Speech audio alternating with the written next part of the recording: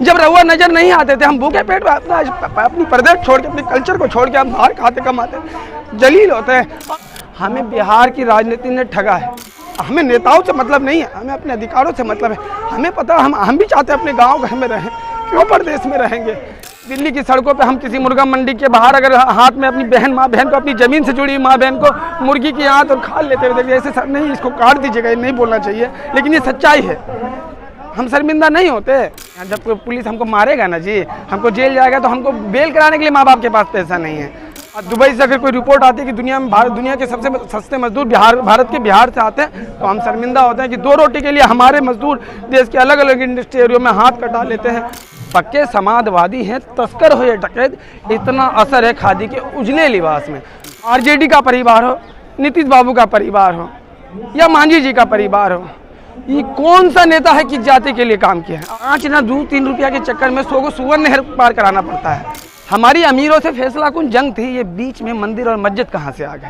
कि हित वचन ना तूने माना, मित्र के मूल्य को ना पहचाना, तो ले मैं भी अब जाता हूँ, अंतिम संकल्प सुनाता हूँ, अब याचना नहीं रण होगा, जीवन के या कि मरण होगा। इरफान भाई, आपको रोजगार बिहार में नहीं मिला, हरियाणा में जाके ठेला लगाना पड़ रहा है, तो बिहार में रोजगार नहीं, इसको लेके क्यों नहीं कभी आवाज उठाई? देखिए, बिहार में रोजगार, हमने बिहार को ऐसे नहीं समझ सकते। आप फिल्म पार देखिए, आपने फिल्म पार देखी है। बिहार की व्यवस्था को समझने के लिए फिल्म पार देखिए। शबाना आजमी और नसरुद्दीन शाह की एक फिल्म है पार। 5 ना 2-3 रुपया के चक्कर में 100 को सुवर्ण नहर पार कराना पड़ता है। और कैसे वो एक फिल्म नहीं है, एक नाटक नहीं है, वो बिहार की संस्कृति को और बिहार की व्यवस्था को दर्शाता है। क्या उस फिल्म से लेकर अब तक क्या बिहार की कोई व्यवस्था बदली है? आप ये कह सकते हैं कोई पूंजीवादी और पूंजीवादी हो गया? नहीं, व्यवस्था बदली है कि नहीं? पिछले करीब 17-18 साल से नीतीश कुमार मुख्यमंत्री हैं, बीजेपी के साथ भी रहे, राजद के साथ भी हैं, तो बिहार में बदलाव हुआ। देखिए, सुनिए ना, आप पर एक ठप्पा ये भी लगता है ना कि आप बीजेपी के विरोधी हैं। हाँ, ये बिल्कुल ठीक कह रहे हैं। हम वैचारिक विरोधी हैं, हम किसी पार्टी के विरोधी नहीं हैं, वैचारिक विरोधी हैं। अरे, हम 2011 में कांग्रेस का भी विरोध कर रहे थे। हमने कहा था भ्रष्टाचार की सूची में भारत को गिरना चाहिए, इसका एक हिस्सा गिरता है तो बेगुनाह लोग मरते हैं। तो ये तो वैचारिक लड़ाई लड़ने वाले हम लोग हैं। सुनिए हम क्या कहते हैं। नीतीश कुमार हो, आरजेडी का परिवार हो, तेजस्वी हो, तेज प्रताप हो या लालू जी हो, या अभी नए नए नेता बने हैं प्रशांत किशोर, रवा खाली वोट दी, रवा खाली वोट दी, रवा 1000 करोड़ रुपया कैंपिंग में लेते थे, जब 500 करोड़ रुपया कैंपिंग में लेते थे, जब रवा नजर नहीं आते थे, हम भूखे पेट अपनी प्रदेश छोड़ के, अपने कल्चर को छोड़ के हम बाहर खाते कमाते जलील होते हैं। अब आप रवा नेता, हमें नेताओं से मतलब नहीं है, हमें अपने अधिकारों से मतलब है। हमें पता, हम भी चाहते हैं अपने गाँव घर में रहें, क्यों परदेश में रहेंगे। अपनी ज़मीन से सब प्यार करते हैं, लेकिन हमें, अरे ये लोग गाड़ी घोड़ा वाला नेता है भाई, ये लोग गाड़ी घोड़ा वाला नेता है।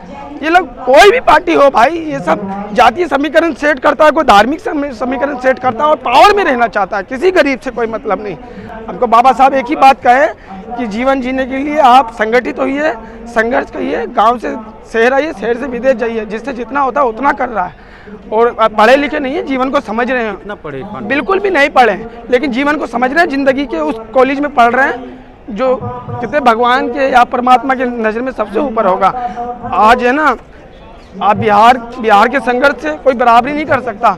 आज दुबई से अगर कोई रिपोर्ट आती है कि दुनिया के सबसे सस्ते मजदूर भारत के बिहार से आते हैं, तो हम शर्मिंदा होते हैं कि 2 रोटी के लिए हमारे मजदूर देश के अलग अलग इंडस्ट्री एरियो में हाथ कटा लेते हैं। उनकी पेंशन की भी व्यवस्था नहीं है। क्या बात करते हैं, बहुत तरह की बातें हैं। तो वो नीतीश कुमार प्राइम मिनिस्टर के कैंडिडेट बनने जा रहे हैं। अरे प्राइम मिनिस्टर, अरे ये मुख्यमंत्री बन गए, इसीलिए मैं शर्मिंदा हूँ।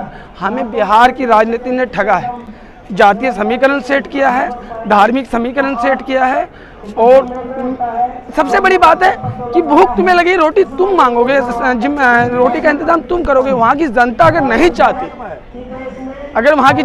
चाहती, वो जातीय समीकरण आपको मैं बता दें, रामविलास पासवान जी का परिवार हो, बिहार के बड़े राजनीतिक परिवारों के बारे में बताऊं, रामविलास का परिवार हो, आरजेडी का परिवार हो, नीतीश बाबू का परिवार हो या मांझी जी का परिवार हो, ये कौन सा नेता है कि जाति के लिए काम किया है? आपके चैनल पे एक विधायक का हम देखें, आरजेडी के रो रहे हम भगवान मानते हैं। अरे आप तो विधायक बने, आप तो भगवान मानेंगे?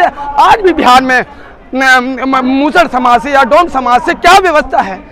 दिल्ली की सड़कों पे हम किसी मुर्गा मंडी के बाहर अगर हाथ में अपनी माँ बहन को, अपनी ज़मीन से जुड़ी माँ बहन को मुर्गी की आंत और खाल लेते हुए देखिए, ऐसे नहीं, इसको काट दीजिएगा, ये नहीं बोलना चाहिए, लेकिन ये सच्चाई है। हम शर्मिंदा नहीं होते। तो क्या विकल्प क्या बचा? आप आरजेडी के भी बारे में बोल रहे हैं, नीतीश जी के भी बारे में बोल रहे हैं, चिराग मोदी सबके बारे में। हम इन लोगों के बारे में यूँ बोल रहे हैं कि इन लोगों ने विकास के नाम पे, समाज के सुधार के नाम पे, देखिए आदम गोंडवी कहते थे, आदम गोंडवी रामनाथ सिंह ठाकुर कहते थे, पक्के समाजवादी हैं तस्कर हो या डकैत, पक्के समाजवादी हैं तस्कर हो या डकैत, इतना असर है खादी के उजले लिबास में। तो ये समाजवादी विचारधारा को मानने वाले लोग हैं। कहाँ से पढ़े हैं? आप तो कॉलेज स्कूल की डिग्री डिप्लोमा ने हैं। ये गॉड गिफ्ट है। हाँ। ये गॉड गिफ्ट है, परमात्मा की देन है। सुनिए, मतलब किसी संगठन से जुड़े हैं? नहीं, हम किसी संगठन पार्टी से नहीं हैं। जब पुलिस हमको मारेगा ना जी, हमको जेल जाएगा, तो हमको बेल कराने के लिए माँ बाप के पास पैसा नहीं है, समझ रहे हैं। हम बतौर मुस्लिम अगर बोल रहे हैं तो बहुत से लोगों को ऐसा लगता है कि ये बंदा जो है रहना नहीं चाहिए पृथ्वी। अगर हम जिंदा है तो परमात्मा की देन है ना जी। हम बड़े स्तर पे बोल रहे हैं, हर सोच के पास जा रहे हैं, तो हर आदमी की सहनशीलता अपनी है, लेकिन हम तो अपने पॉजिटिव लोग हैं और पॉजिटिव बात बोलने की कोशिश कर रहे हैं। यहाँ आने का मकसद है, हम कहते हैं ये खिलाड़ी है, ये खिलाड़ी है, चाहे किसी भी स्टेट की जाति से आता। एक चीज़ और बताते हैं, बिहार में हाल फिलहाल में एक भाजपा के विधायक हैं राजू सिंह राजू, मुजफ्फरपुर के जिला में, वो एक दलित सर्किल इंस्पेक्टर को मारे हैं और अति पिछड़ा सीओ को मारे हैं, ये उनका आरोप है। SC/ST एक्ट के तहत मुकदमा दर्ज हुआ, लेकिन वहाँ भी उन पर कोई कार्रवाई नहीं हुई। तो बिहार में भी तो कार्रवाई नहीं हो रही है भाजपा के विधायक पर, वहाँ तो भाजपा की सरकार नहीं है। अरे हम बोले नहीं सर, अभी जो है ना ऐसा इस तरह की सरकार काम कर रही है कि जो पार्टी के झंडे तले होगा, जो पार्टी के झंडे तले होगा। कुल मिला के मैं एक बात बताता हूँ, हमारी अमीरों से फैसला कुन जंग थी। हमारी अमीरों से फैसला कुन जंग थी, ये बीच में मंदिर और मस्जिद कहाँ से आ गए? रामनाथ सिंह ठाकुर कहते थे ना, हमारी अमीरों से फैसला कुन जंग थी, बीच में ये मंदिर और मस्जिद कहाँ से आ गए? हम बिहार से ताल्लुकात रखते हैं, हमने अपनी 2 रोटी, हमारे माता पिता ने 2 रोटी के चक्कर में अपना वतन छोड़ा, अपना वतन छोड़ा। अरे हमारी ज़मीन पे नमी है, हमारी ज़मीन पे अच्छी फसल है, हमारी ज़मीन पे प्रगति है, हमारे युवाओं में टैलेंट है, किसी चीज़ की कमी नहीं है। तो फिर हम देश के अति पिछड़े राज्यों में हमारी गिनती क्यों होती है? लोग हमें हमारे राज्य के का नाम लेके हमें गालियाँ बकते हैं, लेकिन मैं खुद को प्राउड फील करता हूँ कि मैं बिहारी हूँ। तो नीतीश जी जब बीजेपी के साथ रहते हैं तो विशेष राज्य का दर्जा नहीं मांगते हैं? आप विशेष गठबंधन में जाते तो मांगते हैं। बात सुनिए, नीतीश जी का भी बात करिएगा जी। नीतीश जी का भी, वो सत्ता भोगी व्यक्ति है। सॉरी, ऐसा इसलिए बोल रहे हैं कि सत्ता भोगी व्यक्ति, समझ रहे ना, कि अगर उसे 40 सीट आएगा जब भी मुख्यमंत्री बनना है, 30 सीट आएगा जब भी मुख्यमंत्री बनना है, आरजेडी का 90 सीट आएगा तो जो है उप मुख्यमंत्री बनेगा, तो वो सत्ता भोगी नहीं कहेंगे जी उनको, मानिएगा ना जी। और बहुत सी बात है, क्या कहें आपको कि इस आंदोलन पे ही मैं अभी आया हूँ, सारा फोकस इस आंदोलन में है।